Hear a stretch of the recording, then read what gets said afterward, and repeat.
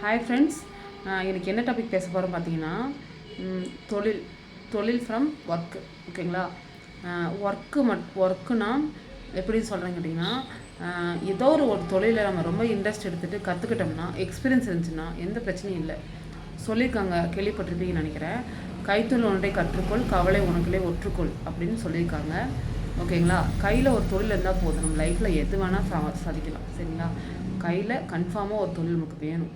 தொழில் இருந்துச்சுன்னா எது வேணாலும் எந்த எக்ஸ்ட்ரீமுக்கு போகலாம், எந்த ஸ்டேட்டு இந்த ஸ்டேட் அடுத்த ஸ்டேட்டுக்கு போகலாம். கையில் தொழில் இருக்குது, சந்தோஷமாக வாழலாம்.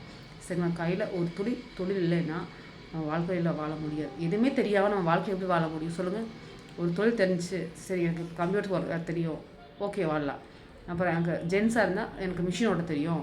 அப்படி ஏதோ ஒரு தொழில் யாராவது ஜென்ஸாக இருந்தாலும் சரி, ஆணாக இருந்தாலும் சரி, பெண்ணாக இருந்தாலும் சரி, ரெண்டு பேர்த்துக்குமே ஏதோ ஒரு தொழிலில் எக்ஸ்பீரியன்ஸ் இருக்கணும். தொழில் கையில் இருந்துச்சுன்னா நமக்கு எந்த ஒரு பிரச்சனையும் கிடையாது. இன்கேஸ் நீங்கள் லவ் பண்ணுறீங்க, லவ்க்கு அப்புறம் மேரேஜ் பண்ணுவீங்க, மேரேஜுக்கு பண்ணதுக்கப்புறம் என்ன பண்ணுவீங்க? உங்கள் கையில் தொழில் இல்லை, லவ் பண்ணிட்டீங்க, கல்யாணம் பண்ணிக்க போகிறீங்கன்னா தொழில் இல்லாமல் என்ன பண்ணுவீங்க? கஷ்டம் தான் படுவீங்க. அப்போ கஷ்டப்படும் போது என்ன ஆகும்? ஹஸ்பண்ட் ஒய்ஃப் கூட சண்டை வரும், சண்டை விரிசல் ஆகும், பிரிவாகும், இதுதான் ஆகும். அதனால் ரெண்டு பேர்த்துக்கிட்டையும் ஒரு தொழில் இருந்துச்சுன்னா, நீங்கள் கொஞ்சம் சம்பாரிச்சா அவங்க கொஞ்சம் சம்பாரிச்சா ரெண்டுத்துக்குள்ளேயும் அட்ஜஸ்ட் பண்ணிவிட்டு சந்தோஷமாக வாழ்ந்துட்டு ஹாப்பியாக இருக்கலாம். எந்த பிரச்சனையும் கிடையாது. அப்புறம் இன்னொரு முக்கியமான விஷயம், ஹஸ்பண்ட் ஒய்ஃப்குள்ளே எக்காரணத்துக்கு ஒன்றும் ஈகோ வரக்கூடாது. நீ நிறையா சம்பாதிக்கிற, நான் நிறையா சம்பாதிக்கிறேன், ஈகோ வரக்கூடாது. இந்த தொழிலை பற்றி சொல்கிறேன், தொழிலும் இது வரும். ஏன்னா எல்லா ஹஸ்பண்டுக்குள்ளேயும் தப்பாக நினச்சிக்காதீங்க, ஆம்பளையில் பற்றி சொல்கிறேன் நினச்சிட்டு, எல்லா ஹஸ்பண்டுக்குள்ளேயும் தான் ஒய்ஃபு கம்மியாக சம்பாதிக்கணும், தான் நிறையா சம்பாதிக்கணும் ஒரு ஈகோ இருக்கும். அந்த ஈகோவை தூக்கி போட்டுருங்க, சந்தோஷமாக இருங்க. ஒரு சில ஜென்ஸு பொறுத்த வரைக்கும், நான் பார்த்த சர்க்கிள் பொறுத்த வரைக்கும், பரவாயில்ல நீ இப்போ இருக்கீங்க அப்படின்னு தான் கேள்விப்பட்டிருக்கேன் தவிர, ஆனால் சில சென்ஸ் வந்து பார்த்திங்கன்னா, அவன் நம்மளால் நிறையா சம்பாதிக்கல அப்படியே ஒரு தாட்லாம் இருக்காங்க. இப்போ வரைக்கும் இந்த கேட்டகரிக்கு இப்போ வரைக்கும் இருக்காங்க. நான் பார்த்துட்டு தான் இருக்கேன், இல்லைன்னு சொல்லலை. ஆனால் அந்த இதை நீங்கள் தூக்கி போட்டுருங்க.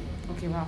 உங்கள் ஒய்ஃப் நிறைய சம்பாதிக்கிறாங்க, நீங்கள் கம்மியாக சம்பாதிக்க அந்த ஈகோ கொண்டு வராதீங்க. சம்பாரிச்சு வச்சு லைஃப்பில் எப்படி செட்டில் ஆகலாம், அடுத்த ஸ்டேஜ்க்கு எப்படி போகலாம், அதை மட்டும் யோசிங்க. இல்லை அவன் நிறையா சம்பாதிக்கிறேன், நான் கம்மியாக சம்பாதிக்கிறேன் அப்படிங்க மனசுக்குள்ளே போட்டு கஷ்டப்படாதீங்க. சரிங்களா? ஃபீல் பண்ணாமல் அடுத்தது என்ன, அடுத்த ஸ்டேஜுக்கு என்ன போகிறது, எப்படி போகிறது, அதை மட்டும் யோசிங்க. ஓகேங்களா? இப்படி இருந்தாலே ஹஸ்பண்ட் ஒய்ஃப்குள்ளே சண்டை வராது, வேலை கற்றுக்கிட்டாலே எந்த ஒரு பிரச்சனை வராது, லைஃப்பை ரன் பண்ணுறதுக்கு பிரச்சனை வராது. ஓகேங்களா? கையில் தொழில் இருந்தால் வாழ்க்கையில் சந்தோஷம் இருக்கும். ஓகேங்களா? Bye friends.